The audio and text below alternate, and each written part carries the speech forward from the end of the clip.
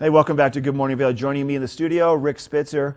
Rick, I know you from the Rotary Duck Race every year. Yeah, well, we know each other from other walks of things life too, around the valley too. But this is interesting. I was out on the back patio last year during the big eclipse. That was a great picture. Yeah. Wasn't that kind of funny?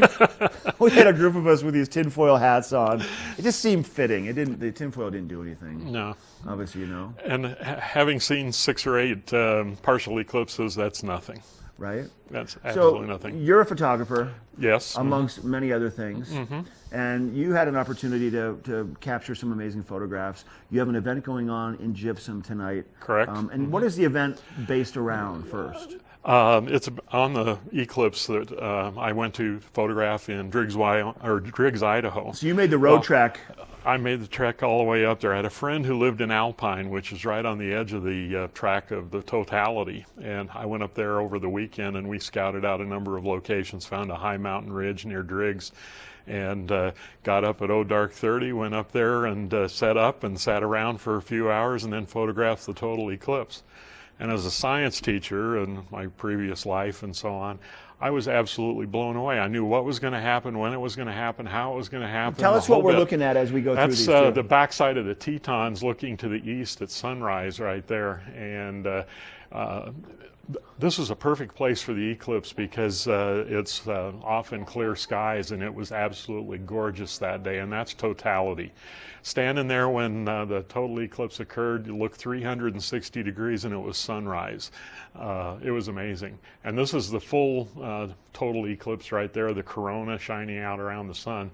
Shot this with an 800 millimeter lens with a special filter on the that one's Bailey's beads, which are really kind of interesting. The color there are solar flares, and the brighter white spots are the sun shining through the valleys of the moon. Oh, look at these. Wow, Rick, these are phenomenal.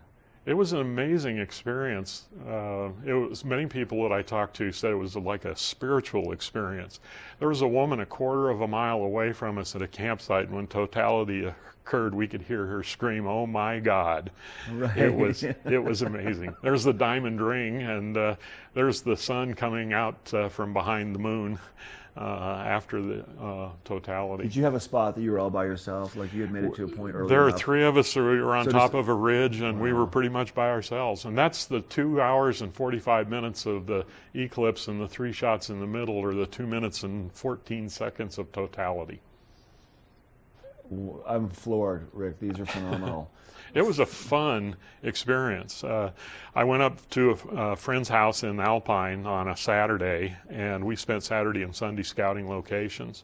And we ended up at a spot that was about 10 miles from dead center of totality. Wow. And so 2 minutes and 15 seconds of the sun being blocked by the moon. But it was so well worth it. Was there a lot of traffic traveling up there? It took us 40 minutes to get there and almost 4 hours to get home. And we were not in a seriously congested area. If we'd been in the Tetons, Teton National Park, or gone up to Casper, Wyoming, or something like that, the crowds there were phenomenal. And the eclipse that's going to occur in 2025 is going to get really ugly because it covers the eastern United States. So this was a real treat to be able to see it and experience it. So tonight, the Gypsum Library? Gypsum Library at 5:30. We'll bring some of my equipment, and I'll also talk about how we set up for it, and a number of other photographs that I took of totality. I think that's great, Rick. Thanks for coming in. Thank you for having me. Nice to see you. Enjoy Happy it. spring to you. Yeah. All right, we're taking a quick break. I've got Ashley coming up with weather, and then we're going to introduce you to a little unique mechanical mechanism, electronic for your body that help you maximize your time when you're running out on the trails. We'll be right back. It's called Stride.